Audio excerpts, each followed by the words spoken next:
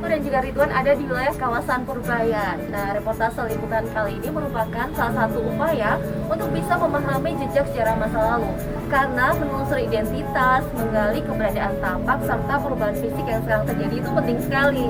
Kenapa penting? Karena kita perlu untuk mencari tahu tentang keberadaan awal nama kampung yang nanti akan mengantarkan kita pada pemahaman asal mula nama sebuah kampung Purbayan. Sejarah jelas bukan merupakan penuturan tunggal yang rapi tentang riwayat nama sebuah kampung yang di kemudian hari diabadikan untuk nama pemerintahan setingkat kelurahan.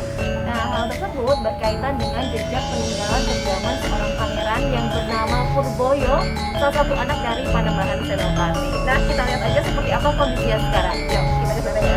Ayo.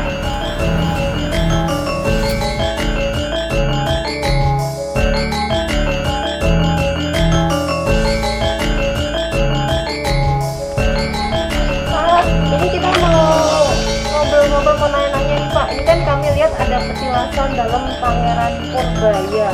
Ini bentuk petilasannya dulu memang berupa rumah seperti itu atau gimana Pak? Kebetulan saya dari kecil di sini ya. Saya tahu persis kondisi awal yang saya ketahui sekitar tahun 60-65 ini masih dalam bentuk kebun ya. Kebun bambu dan kebun melinju ya. Tawa itu baru ada dua rumah. Rumahnya Pak Noto Wiharjo dan rumahnya yang sekarang ditempati oleh Supiyo dan Sugiyah. Itu yang punya bapaknya. Itu satu persis. Dulu karena rimbun dan kotor, angker menurut anggapan orang sini ya. Angker itu sih ada kata-kata tanda petik. Sehingga kalau mau ke sini itu sok-sok kadang takut. Ya.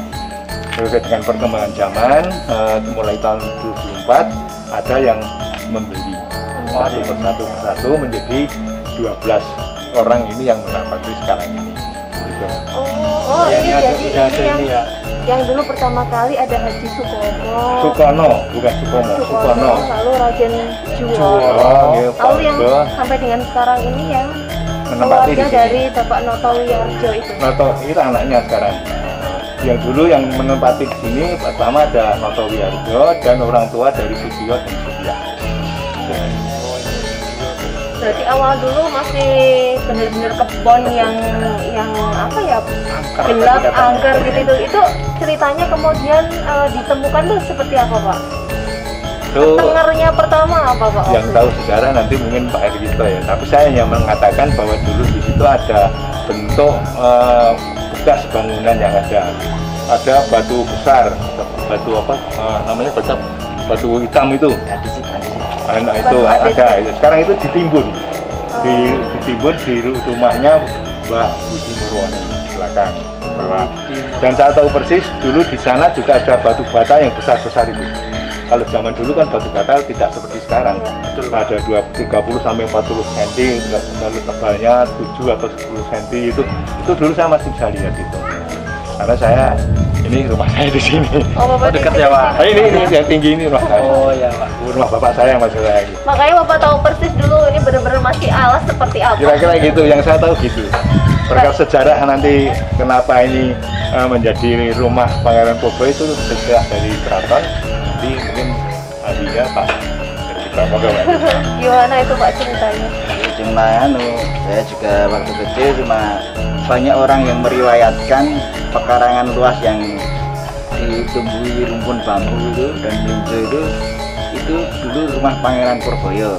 Karena banyak orang yang meriwayatkan, artinya itu kan valid sekali. Tapi masyarakat tidak berani menandai, tapi diyakini betul bahwa ini tempat kediaman Pangeran Purboyo. Nah, kemudian orang ya tidak berani menempati, kemudian mulai menempati, berani, dan menjadi sebuah pemukiman. Nah, saya sebagai aktivis heritage, kenapa hal yang sepenting ini bahkan diabadikan untuk nama sebuah kampung Purbayan kok tidak ada tanda-tandanya? Jadi ketika CFS Rekompak masuk Kota Gede tahun 2008-2010 ini dikasih signet atau papan ini. Nah, ini berarti kalau luasannya itu dulu seberapa Pak? Luasannya 1.200 meter. Ini ada datanya. 200-an meter. 2.801 meter persegi. 2080 Masing-masing ada. persegi. Jalan nomor 1, nomor 1, 245 meter. Kas dulu kan.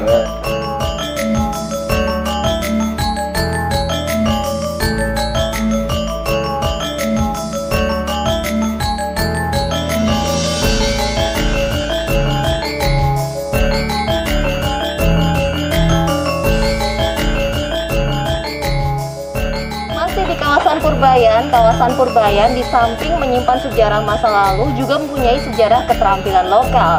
Nah, ayo kita tengok pengrajin aksesoris dan dandan pengantin seluruh Nusantara di Prapennya langsung. Yuk, kita lihat ya.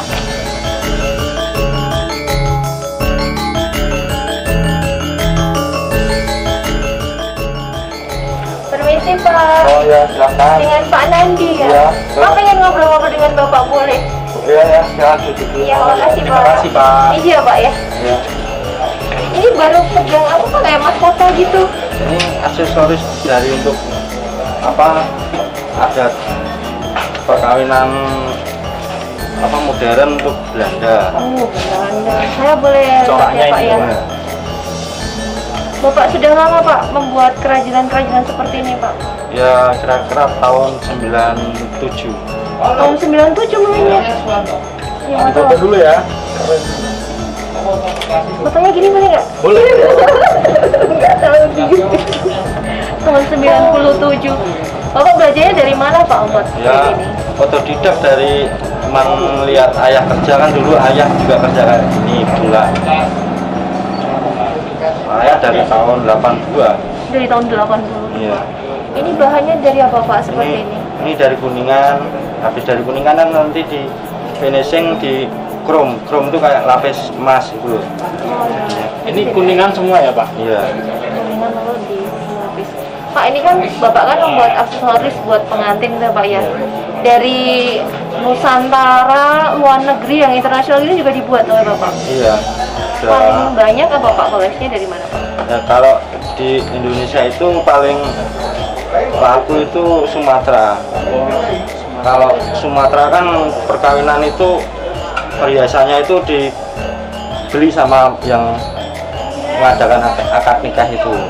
Oh, jadi seperangkatnya itu dibeli semua, Iya. nggak sewa ya? Enggak.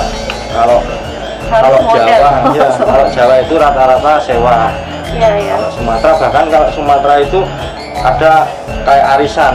Arisan itu nanti ludahnya istilah orang Jawa itu Iya.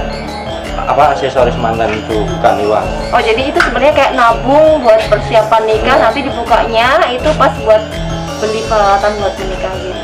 Pak, selain kuningan pernah belum Pak ada bahan lain atau permintaan dari pemesan seperti misalkan emas dijadikan beli itu? Itu dulu pernah juga Sumatera juga dari Bapak Gubernur.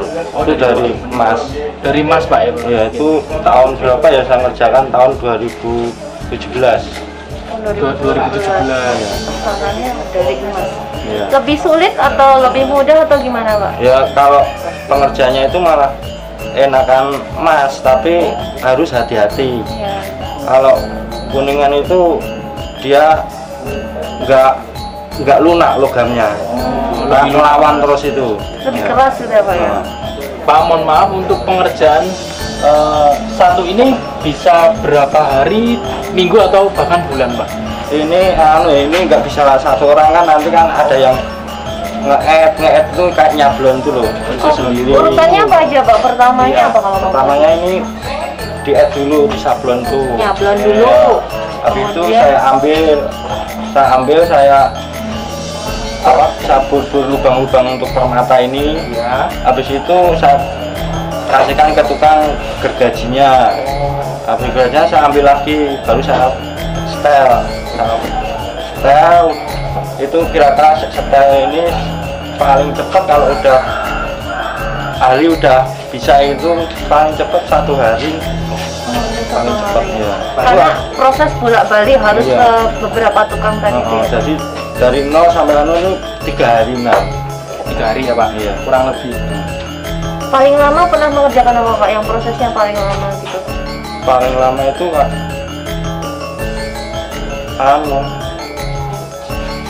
lampung-lampung ini karena ini aksesorisnya banyak sekali. Ini Lampung yang mana Pak? Yang Lampung ini kan laki, ini Lampung lakinya. Ini Lampung perempuan, Lampung cantik itu namanya. Lampung cantik. Lampung cantik. Makanya tadi aku Ini Lampung. Lampung untuk yang laki, Lampung yang ganteng cowok. nggak Pak? Lampung ganteng. Pak, kalau di bengkelnya Bapak ada berapa yang membantu untuk mengerjakan Pak? Ya, sebenarnya ada 5 orang tapi yang satu itu agak biasa lah, anak muda itu kalau kerjaannya nggak bisa diandalin. Oh, kayak ini nih Pak, nih. Kalau- Janjian sama iya. saya ke tempat Bapak, udah pagi-pagi datangnya ngaret. Belum punya tanggungan ya. Betul Pak. Ketahuan. Pak, ini kalau tadi kan Bapak kan belajar dari ini ya orang tua ya, dari Bapak gitu. Di daerah Purbayan ini apakah banyak juga Pak yang juga pengrajin aksesoris pengantin seperti Bapak? Itu dulu itu Purbayan ini sebenarnya kampung sentra industri pengrajin dulu, tapi ya karena entah pertama itu apa krisis moneter itu mulai dari itu tuh udah agak yang berkurang 98 Ya. ya Pak ya, kemudian. itu. Dan terus sampai sekarang perak aja kan udah hancur, lah itu udah tinggal sekarang ini paling Purbayan ini tinggal berapa orang, paling tinggal 5 aja pengrajin 5 atau 8 yang masih eksis itu. Sama Pak mengerjakan industri yang untuk kerajinan aksesoris pengantin ini atau beda-beda? Beda-beda. Kalau pengrajin aksesoris manten ini hanya paling banyak yang masih aktif itu 2 orang 3 orang. Termasuk Yang aktif. Pak Nandi? Iya. Keren ya, masih tetap lanjut sampai dengan sekarang. Pak, nanti kami boleh lihat kalau di bengkelnya Bapak baru di prapen ya Pak? Iya, Maksudnya? orang Jawa itu prapen. Prapen. Iya. Karena ada apinya atau gimana Pak? Ya, prapen itu gimana ya? Saya juga nggak tahu dari mbah-mbah dulu tuh kalau bengkel prapen gitu. Boleh ya Pak, nanti kami lihat ke prapen. Oh ya, silahkan, tapi ya itu seadanya. Kalau pengrajin kayak ini nggak bisa kayak di kantor itu loh, semrawut. Gak apa-apa Pak, seadanya kita makan nasi Lampung juga boleh. Seadanya aja. Boleh diantarkan kami ke sana Ya, Pak? silakan.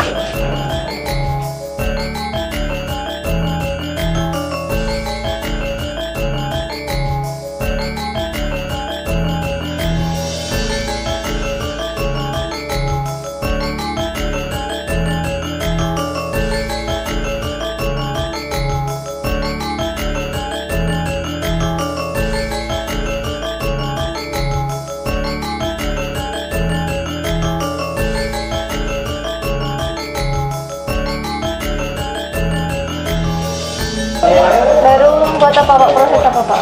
Ini pengerjaan proses sari ayu. Hari ayu. Ya, sari ayu itu ada Jawa tapi untuk modern, usaha untuk Jawa seluruhnya. Nah, ini proses pengerjaan materi. Itu Oh, dikasih patri ya Pak? ya itu lengketnya.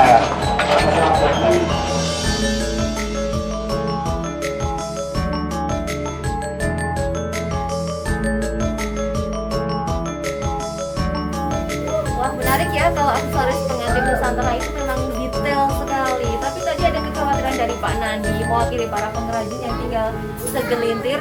Khawatirnya nanti tidak ada yang bisa meneruskan informasi karena kalau pakemnya seperti apa jangan sampai keliru. Generasi muda berarti ayo nih siapa yang akan melanjutkan Pak Nandi dan kawan-kawannya.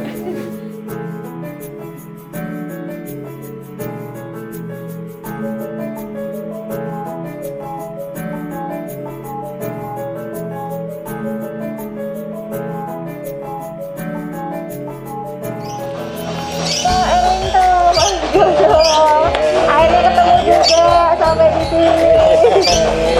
Jono, ini kemarin Pak Rento cerita sama kami Bapak ini seorang pengrajin patung yang sudah membuat untuk monumen-monumen juga ya Pak ya? Iya. Itu di monumen apa aja Pak yang pernah dikerjakan oleh Bapak? Itu datanya itu riwayatnya itu berawal dari kami tukang-tukang dari kota kecil itu sering bekerja bersama-sama di Bandung. Ya,